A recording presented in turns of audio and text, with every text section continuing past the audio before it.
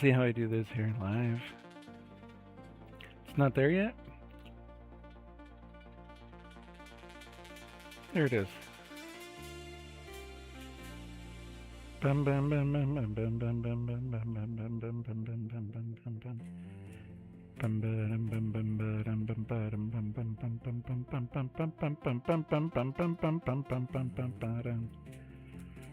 Okay, cool.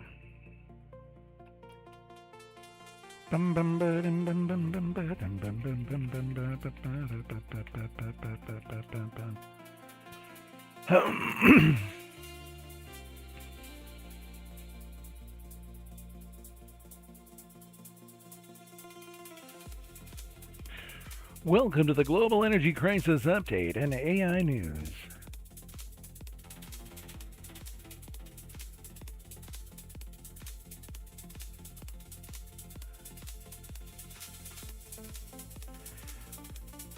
Okay, here we go.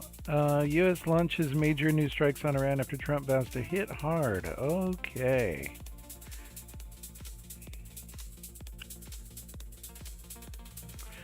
The U.S. carried out fresh airstrikes on multiple targets inside Iran, including sites in Tehran, Bandar Abbas, Sirik, Keshem, Mineb, and across the Strait of Hormuz. CENTCOM said the strikes were in response to Iran's continued aggression. Trump said negotiators had been playing us for suckers and warned Iran would now have to pay the price. That doesn't sound good. Iran claims it has closed the Strait of Hormuz. CENTCOM denies it. Iran announced it was closing the Strait of Hormuz to all vessels following U.S. strikes, calling it an unprecedented escalation. However, U.S. Central Command denies the strait is closed, saying commercial ships are still transiting this most serious dispute yet over the Strait of Hormuz. Okay. Status of Hormuz, excuse me. Israel-Iran strikes escalate, then pause again. Israel launched airstrikes on Iran earlier this week after Iranian missile attacks. Iran responded to additional strikes, then halted after Trump urged an immediate ceasefire.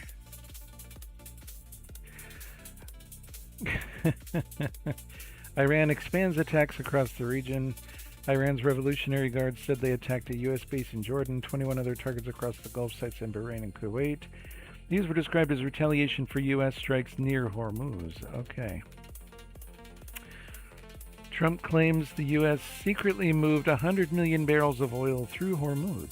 Trump said the U.S. military execution would help commercial ships move 100 million barrels through this Mediterranean. The first time, however, it is publicly acknowledged. UN warns of risk of return to full war. UN Secretary General Antonio Guterres warned of a return to full-scale war in West Asia if the escalation continues.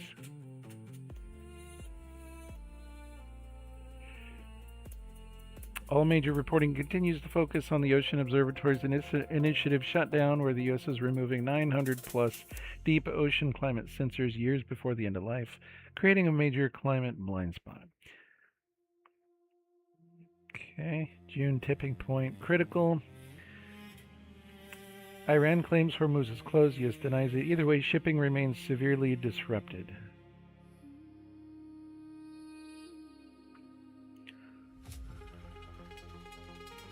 What's playing now?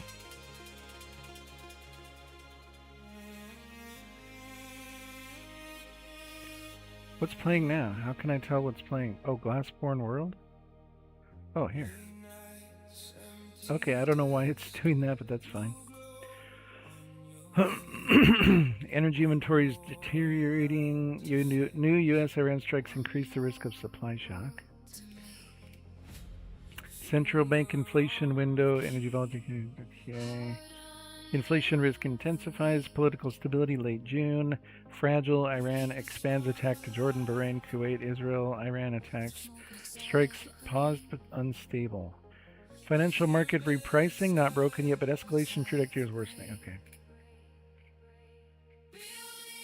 Despite massive new strikes, both Iran and Israel paused attacks after Trump's intervention. Okay.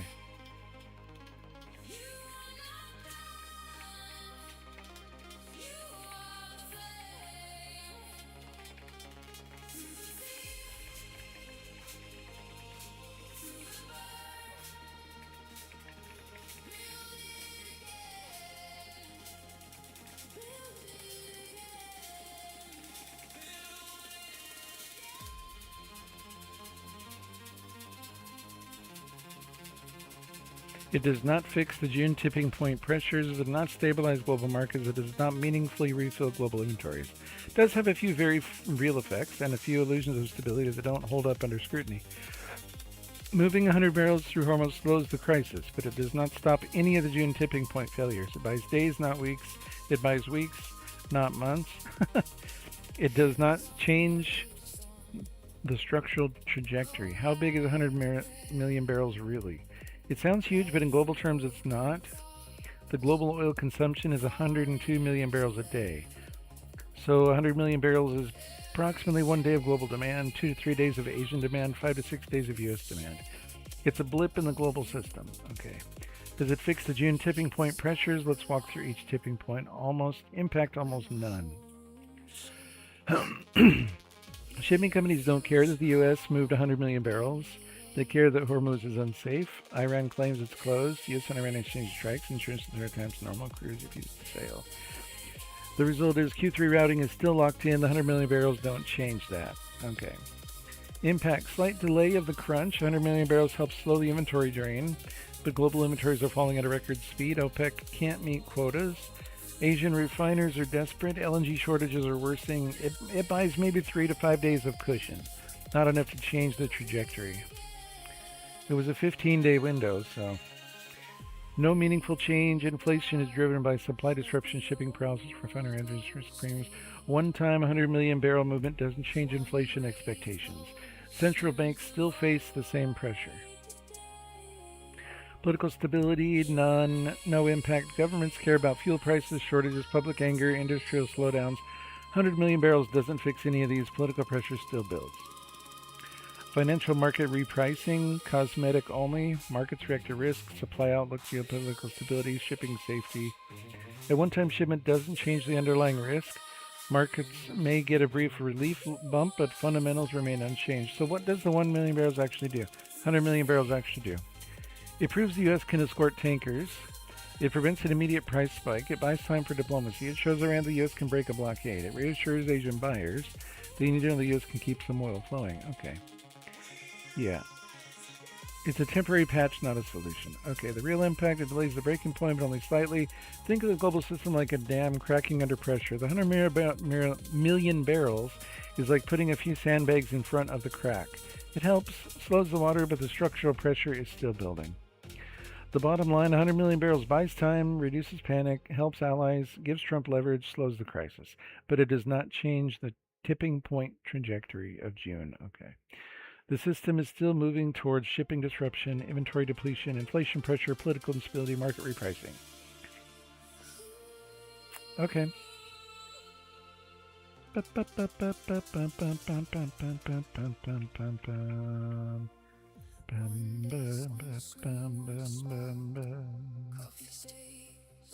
go with the other one here.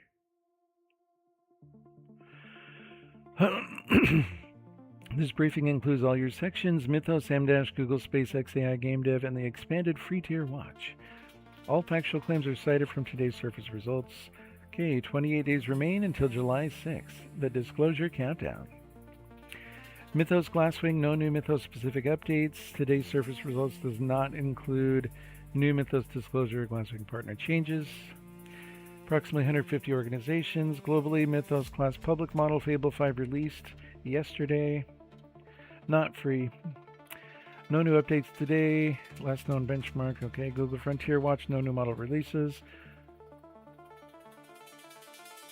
Reinforce the scale and strategic importance of Google's compute deal with SpaceX AI. Google will pay $920 million a month from October 2026 to June 2029. Total value, $30 billion. This reshapes the global AI infrastructure map. No new Gemini model or free tier changes surface, although they did a major release the other day, which is amazing. Today surfaced AI news report confirms Claude Fable 5 continues to dominate the news cycle. Fable 5 is the first Mythos class model available to the public. It's the state of the art on nearly every benchmark. It silently reroutes cyber bio queries to Opus 4.8. Independent testers confirm long horizon reasoning, self-validation, multi-day task persistence. What takes an AI longer than a day? That's crazy. Apple and EU standoff over Siri AI. Apple's in conflict with the EU over Siri's AI rollout. This may affect the $1 billion a year Gemini deal in Europe. Taiwan considering AI chip export restrictions. Brain-inspired AI receives $500 million investment from Jeff Bezos.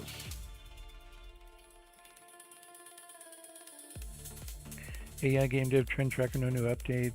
Okay, nothing new for, okay, SpaceX, nothing today. SpaceX AI's IPO is tomorrow, June 11 pricing, June 12 trading. One of the most consequential 48-hour windows in AI history. SpaceX AI's compute deals with Google Anthropic are central to the IPO narrative. Google's $30 billion compute deal is reshaping the AI infrastructure map. No new filings. Okay. Free tier watch expanded. No new free tier changes today. Today's Surface Worlds did not include any updates. Okay. Brief non-AI game dev mentions. No surfaced results. Okay. New today. Okay.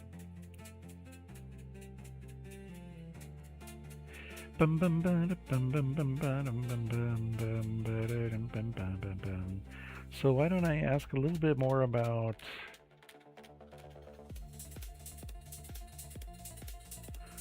let's see. Please tell me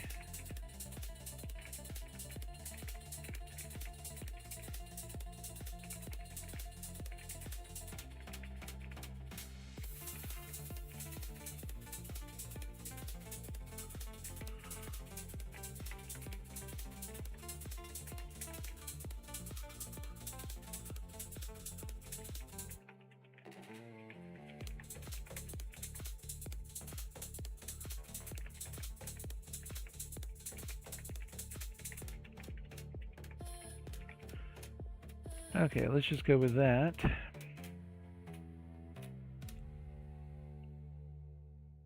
Here's a clear source detail bringing the things you asked about. All facts come from the director there. Okay. Apple conflict with you over Siri. Apple and the European Union are in a public regulatory standoff over Apple's new Siri AI assistant. Apple says it cannot launch Siri AI in the EU because the EU's Digital Markets Act would require Apple to give any virtual assistant direct access to user data, allow assistants to control apps autonomously, and do so immediately without Apple's proposed safety layers. Apple proposed a trusted system agent intermediary layer and an 18-month phased rollout, but the EU rejected both. The EU says Apple is misrepresenting the law. Nothing in the DMA prohibits Apple from introducing Siri in the EU. Apple simply failed to build an interoperable solution that meets EU privacy security standards. Apple instead asked for an 18-month exemption, which the EU says is not an option. The result, Siri AI will not launch on iPhone, iPad, or Apple Watch in the EU this year. It will launch on Mac OS 27 and Vision OS 27 in the EU. This is one of the biggest Apple EU clashes since the DMA took effect. Okay. Taiwan's proposed AI chip export restrictions. Taiwan is considering major new export controls on AI chips going to China, far stricter than anything it has done before. Taiwan wants to align with U.S. export rules, which since 2022 have restricted advanced NVIDIA Class AI chips from reaching China. There's growing concern about smuggling of NVIDIA-based AI servers through Taiwan into China. That's crazy. Taiwan is proposing restrict all AI chip sales to China, not just to blacklisted firms like Huawei. Make unauthorized exports a criminal offense for the first time. Use a performance threshold similar to U.S. rules, chips above certain TPP and bandwidth limits. Taiwan builds most of the world's AI servers. Foxconn, Quanta, Wistron, Huawei, Invitec. These rules would heavily impact Chinese access to advanced AI hardware. Increase compliance burdens on Taiwanese manufacturers. And likely provide a strong response from Beijing. Yeah. Oh yeah. This is one of the most consequential semiconductor policy shifts Taiwan has considered in years. Jeff Bezos' investment in brain-inspired AI, Flourish. Jeff Bezos has invested nearly $100 million into Flourish, a neuroscience-driven AI startup aiming to build brain-like, ultra-efficient AI systems. What Flourish is building? Flourish is developing Cortex AI, a system modeled on real neural structures using connectomics, mapping real neurons. cortical column research, and electron microscope level neuroscience. Their goal, AI that runs on 20 to 50 watts, the power of a laptop, instead of megawatt scale GPU clusters. Why Bezos invested. Bezos personally contributed approximately $100 million, doubling his initial $50 million commitment. Investors believe brain-inspired architectures could solve AI's power consumption crisis. That would be huge. Flourish is valued at $2.5 billion despite having no commercial product yet. It's a pure research bet. Who's behind Flourish? Thomas Reardon, created Internet Explorer, founded Control Labs, sold the Meta for approximately $1 billion. Rob Williams, former Amazon S-Team executive. Why this matters. Okay, if Flourish succeeds, it could radically reduce AI's energy footprint, enable powerful AI on consumer devices, and shift the industry away from brute force GPU scaling. This is one of the most ambitious post-LLM bets in the world right now. Interesting. If you want, I can also break down how Apple's EU fight affects the global AI assistant race, how Taiwan's export controls reshape the supply chain.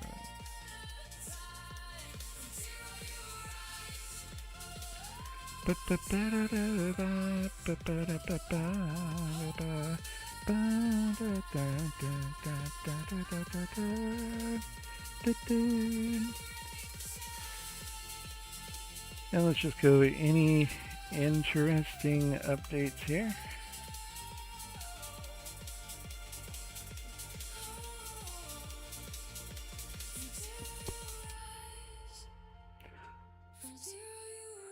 Churches publicly rebuking political actors. The Methodist Church in Ireland issued a strong statement condemning attempts to inflame sectarian tensions after riots and arson in Belfast. They urged calm and warned against political actors using violence to stoke division.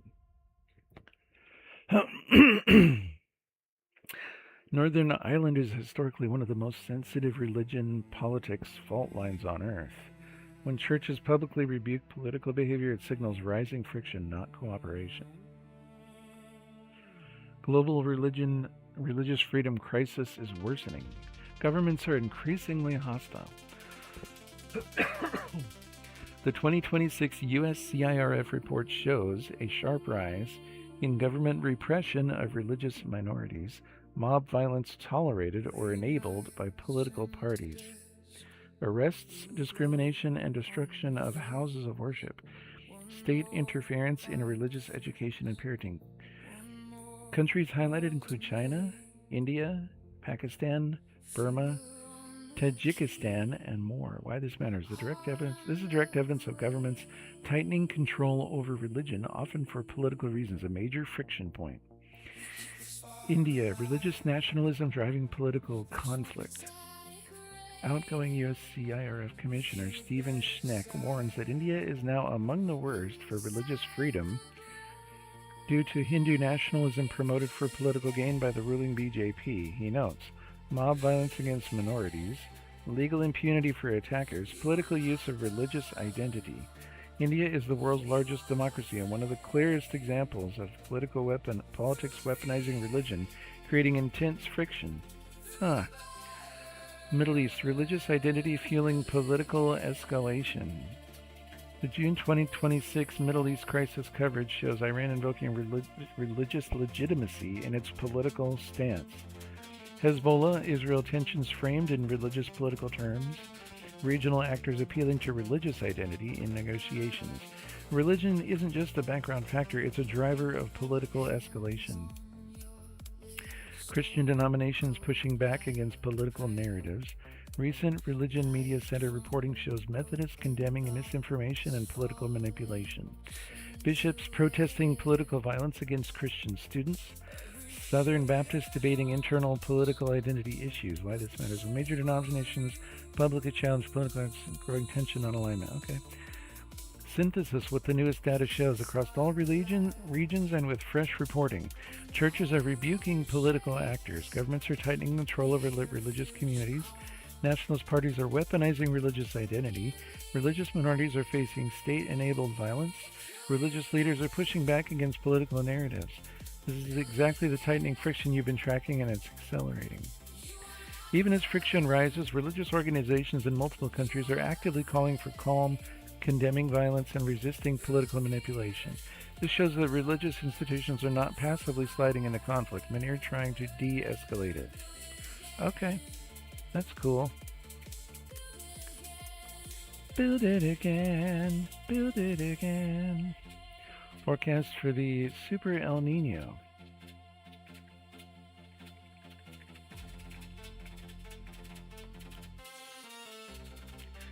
Bum, bum, bum, bum. Yes, there are interesting new updates as of January 10th, and they're significant. The newest information comes from ECMWF June 10th, WMO June 2nd, plus a major update from Weather on this day June 8th. Synthesizing NOAA ECMWF data below the latest citation ground of snapshot of the situation. Okay. The ECMWF now says this could be the strongest El Nino ever recorded. Latest projections show anomalies reaching +3 centigrade by December, with high-end scenarios exceeding 4, which would surpass both 97, 98, and 2015, 2016. 80% chance of El Nino in June, August, rising to 90% by the fall. The World Meteorological Organization confirms high confidence in onset and intensification. Nino 3.4 has surged to plus 0.9 degrees centigrade. This is a sharp rise from 0.7 degrees centigrade just weeks earlier, and well above the 0.5 El Nino threshold. The spring predictability barrier has broken, meaning forecasts become more reliable from here. El Nino's atmospheric fingerprint is already visible. The 2026 Atlantic hurricane season opened with zero tropical activity, with satellite data showing dry air and strong upper-level winds. Classic El Nino suppression. Is that IRI? Raised El Nino probability to 98%. The May 25th IRI plume forecast now gives a 98% chance of El Nino persisting into early 2027. This is up from 82% just 2 weeks earlier. ECMWF's May update hit 100% probability of a super El Nino.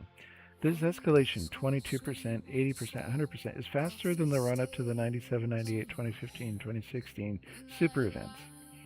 Massive +8 centigrade subsurface Kelvin wave still present. This extreme subsurface heat, 50 to 250 meters depth, continues to move east, hotter than the 97, 98 event at the same stage. What NOAA is saying, still the official baseline. NOAA's most recent official ESNO diagnostic discussion, May 14th, states it's an 82% chance El Nino forms in May to July 2026, 96% chance it persists through winter 26-27. Peak strength uncertain, with no category above 37% probability yet. Subsurface heat has increased for 6 consecutive months. Strongest events require summer atmospheric coupling, which remains to be seen in 2026. NOAA's next update arrives tomorrow, June 11th. ECMW introduces a new relative Nino index, June 10th. ECMWF announced a new metric to better measure El Nino strength in a warming climate. Even using this more conservative method, forecasts still suggest an unusually strong event later in 2026. So what's actually new and interesting? ECMWF doubled down. Strongest El Nino ever recorded is now on the table. WMO raised confidence, 80 to 90% plus for El Nino through fall. Nino 3.4 jumped to plus 0.9 degrees centigrade, confirmed rapid strengthening. Atmospheric effects already visible in the Atlantic hurricane basin. Subsurface heat remains extreme, supporting further intensification. And NOAA remains cautious, but their next update is imminent. Okay, cool. Alright, I'm going to briefly end stream just to get that news on my